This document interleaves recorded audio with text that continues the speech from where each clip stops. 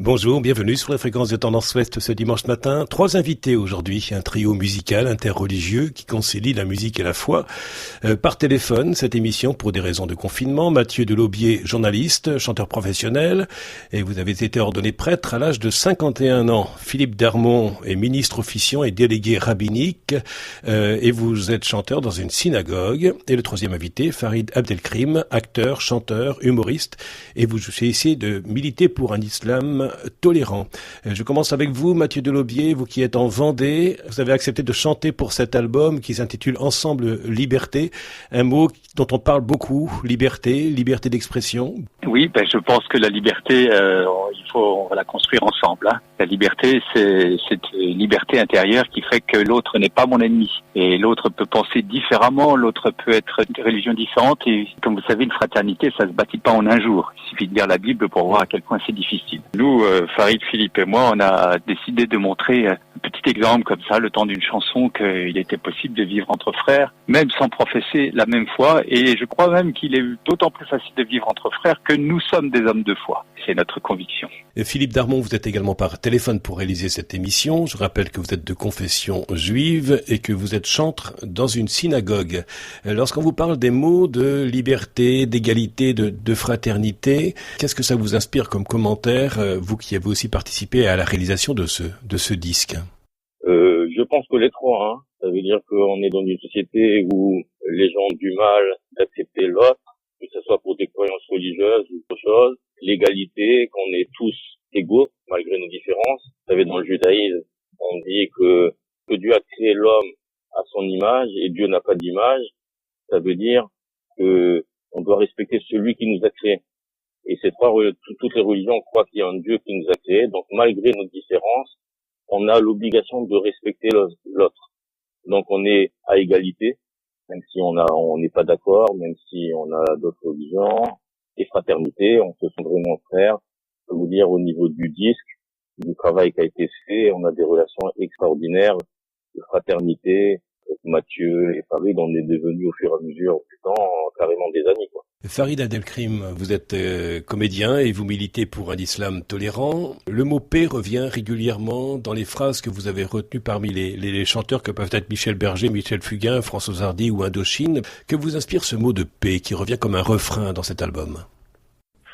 Écoutez, oui, on a le sentiment qu'on a beau essayer de mettre en place des projets, on a beau avancer dans le temps, on a beau avoir traversé des choses absolument insupportables dans l'histoire de l'humanité, on croit qu'on pourra définitivement tourner la page, mais visiblement, et les actes de ces derniers jours et autres nous démontrent que tout est encore à faire, la paix est quelque chose de très fragile, qu'il faut absolument essayer de maintenir coûte que coûte, et les contributions qui sont présentées ici et là existent effectivement, et la nôtre, aussi humble soit-elle, s'inscrit dans cette démarche effectivement de dire que on peut poser des ponts, construire des ponts, essayer de se débarrasser des murs, et que ce soit des gens qui croient ou des gens qui ne croient pas, on doit pouvoir envisager de faire société ensemble. Alors Mathieu, Philippe et Farid, vous êtes de 3 confessions religieuses différentes, le christianisme, le judaïsme et l'islam. Vous avez participé à la réalisation de ce disque, nous allons en écouter un extrait tout à l'heure. Une même question pour tous les 3 et toujours par téléphone. Si vous aviez à écrire la partition musicale de votre vie, quel serait le titre de cette partition? Quel en serait le rythme? Et quels seraient les mots ou les paroles que nous pourrions trouver sur cette partition? Nous commençons par vous, Mathieu. Je rappelle que vous êtes prêtre et chanteur professionnel. Oula, je me prends un peu au dépourvu. Je pense que ma vie, je la confierais à un orchestre de chambre, enfin en tout cas une formation où il y a peu d'instruments. Ce serait une musique assez méditative, une musique des grands espaces, et une musique de coin du feu, et puis une musique vocale, voilà, où la parole a une très très grande présence. Voilà, ce serait pas une musique symphonique, ce serait pas une musique militaire, j'ai rien contre l'armée, mais ce serait une musique plutôt de voyageurs. Et même question, Philippe, je rappelle que vous êtes de confession juive, vous êtes chantre dans une synagogue. Si vous aviez à écrire la partition musicale de votre vie, quel en serait le titre, les mots, les notes que nous pourrions trouver sur cette partition? C'est une très jolie question. J'ai besoin, à mon avis, beaucoup de temps pour répondre. une réponse qui soit à la hauteur de la question. Je pense que j'aurais composé une musique d'espérance. une musique qui touche l'âme, une musique qui nous transporte. On a la chance de vivre dans un monde où on nous a donné tout ce qu'il faut. Et c'est dommage d'abîmer et de faire des choses négatives pour pouvoir nuire à cette merveille que Dieu a créée. Donc voilà, j'aurais essayé de composer un truc optimiste, quelque chose de doux, de relaxant, pour qu'on vive bien les uns avec les autres. Et même question pour vous, Farid. Je rappelle que vous êtes comédien et militant pour un islam tolérant. La partition musicale de votre vie, les mots, les musiques que nous pourrions y trouver? J'utiliserai des mots pour vous répondre. Le premier que j'utiliserai, c'est le mot quête, car je crois que quelque quête que ce soit, celle-ci n'est jamais achevée, jamais en aboutit. Il faut pouvoir en avoir conscience et donc toujours rester vigilant et rester en quête. Donc ça, c'est la première chose. Deuxième mot que j'ajouterais, c'est peut-être le mot rencontre. Pour moi, il n'y a pas de quête sans, sur le chemin, rencontrer des personnes qui nous donnent envie de partager. Il faut comprendre qu'on se construit à travers le temps et que cette construction se fait avec les autres et qu'on les aide aussi à se construire. Donc j'y mettrai l'altérité. Et puis, il faut pouvoir redonner du sens et dans le mot sens, j'y mettrai le mot espoir. Peut-être qu'un certain nombre ont cessé d'espérer et il faudrait pouvoir les aider à croire qu'il est toujours possible d'espérer, que tant qu'il y a de la vie, il y a de l'espoir. Alors je continue de faire le tour des différents invités, et cela par téléphone. Philippe et Farid, vous êtes à Paris et Mathieu, vous êtes en Vendée. Vous avez tous les trois participé à ce beau projet d'album en hommage au père Hamel qui a été assassiné en juillet 2016. Avant que nous n'écoutions un extrait de cet album, Mathieu, je rappelle que vous êtes prêtre et chanteur professionnel. Chanter pour vous, c'est vital? Chanter est vraiment une expression complète de la vie. On chante avec tout son corps, on chante vers l'extérieur. Chanter, c'est l'art de la respiration, c'est l'art de l'expression. C'est celui qui chante et vit plus intensément. Il sort de lui-même et il communique la vie autour de lui. Et on ne peut chanter authentiquement que si on déblinde son cœur. Et si la voix d'un être humain, c'est son âme. C'est son âme et c'est son cœur. Trois invités aujourd'hui. Mathieu qui est prêtre, chanteur professionnel. Philippe chante dans une synagogue de confession juive. Et Farid est comédien et milite pour un islam tolérant. Avec vous, Mathieu, rappelez-nous comment est né cet album. En fait, c'est François Troller et Fatiama, sa compagne, qui n'est plus de ce monde malheureusement, qui ont eu cette idée. Après, ils ont perdu des amis au Bataclan et puis ils ont été très frappés par l'assassinat du père Hamel et ils se sont dit qu'est-ce que à notre niveau on peut faire. Et voilà pourquoi la boîte de prod qui a été créée à cette occasion s'appelle Hamel Productions. Et cet album Ensemble Liberté, distribué par Bayard, sort dans un contexte bien particulier en cet automne 2020, où les différents titres de la presse continuent de s'habiller d'événements terribles. J'aurais souhaité que notre disque soit moins d'actualité qu'il ne l'est, malheureusement. Je crains fort que ce genre de crimes odieux qui sont des négation de la foi même se reproduisent. On a l'impression que chanter des chansons dans ce contexte, ça peut paraître bien léger, et je pense qu'en fait non, c'est une arme de paix qui a sa pertinence aujourd'hui plus que jamais. Mais j'ai le cœur serré de voir ce que je vois et d'entendre ce que j'entends, et je pense que je suis au diapason de Farid et de Philippe sur ce sujet, bien évidemment. Philippe, je rappelle que vous êtes de confession juive, vous êtes chantre dans une synagogue. Lorsqu'on voit l'actualité et le contexte dans lequel arrive cet album qui parle de liberté, de paix, comment vous réagissez lorsque vous voyez à quel point l'homme peut être un loup pour l'homme et en vient parfois à tuer au nom de Dieu? Justement, d'ailleurs dans le judaïsme c'est interdit.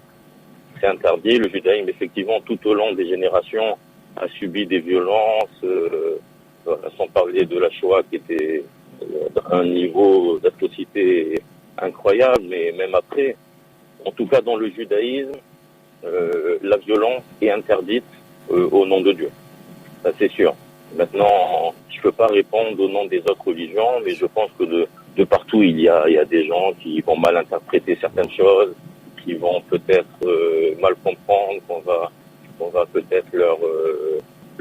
choses qui vont prendre au pied de la lettre. Donc, mais moi, je préfère pas répondre pour les autres. En tout cas, je peux vous dire, au niveau du judaïsme, ça n'existe pas. La violence, les meurtres, il y a eu dans l'histoire, mais c'était des individus isolés. Mais au niveau du judaïsme, ça n'existe pas. Et vous-même, Farid, vous qui êtes comédien et qui militez pour un islam tolérant, comment vous réagissez par rapport à cette violence dont l'homme est capable ?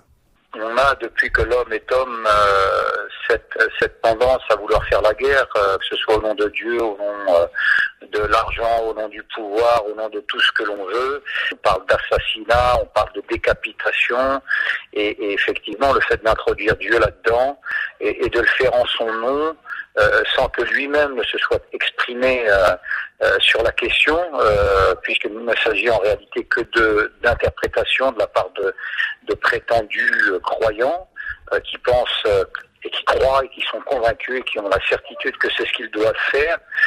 Dans le morceau à l'unisson, j'ai évoqué, moi, un passage du Coran qui, justement, dit « Celui qui tue une âme innocente, c'est comme s'il avait assassiné l'humanité tout entière, et celui qui donne vie, c'est comme s'il avait fait don à une personne, c'est comme s'il avait fait don à l'humanité tout entière. » Et je pense que c'est un message fort.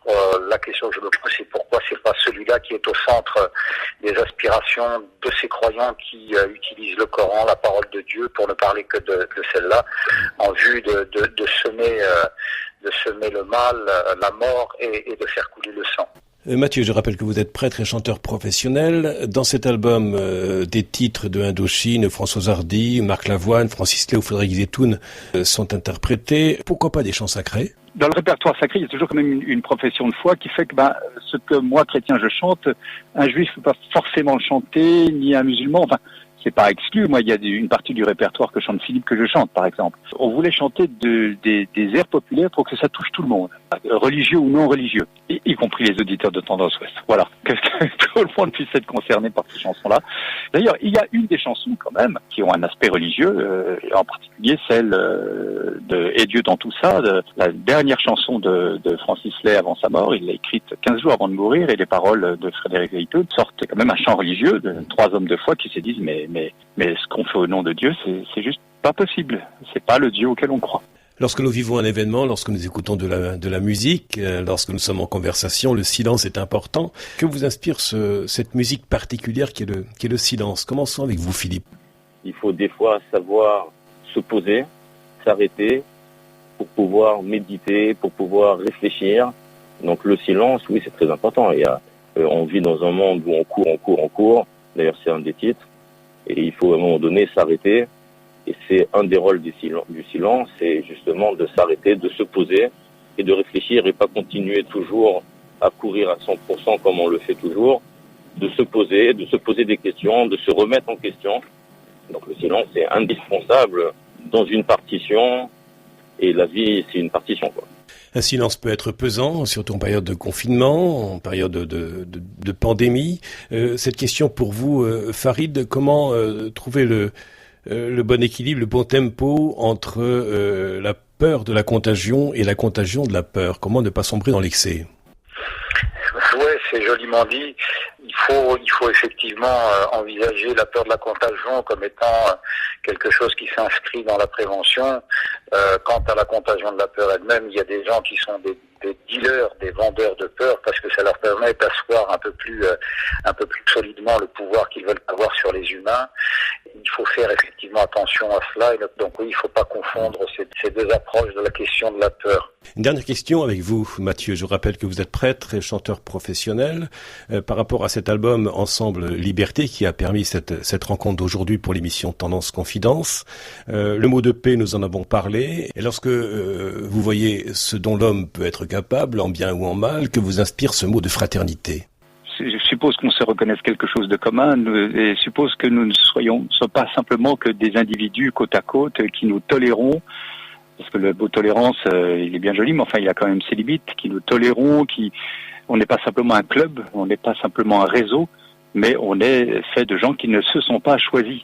Voilà, comme Caïn et Abel ne s'étaient pas choisis, et ça s'est mal passé. C'est pour ça que je vous disais tout à l'heure qu'être frère, c'est tout un travail finalement. Je dirais que c'est presque un travail de reconquête mutuelle. Et la fraternité, ça ne doit jamais nous laisser en repos. Voilà, vous savez, le Christ dit à ceux qui le suivent, le Fils de l'homme n'a pas une pierre où reposer la tête. Pour moi, vivre entre frères ne nous laisse pas une minute de repos. C'est une entreprise à remettre sur le métier chaque jour. Et je pense qu'une chanson peut beaucoup y aider. Merci à tous les trois, Mathieu, Philippe et Farid, d'avoir participé à cette émission. 3 belles voix bien distinctes avec de superbes arrangements de Christophe Cazenave.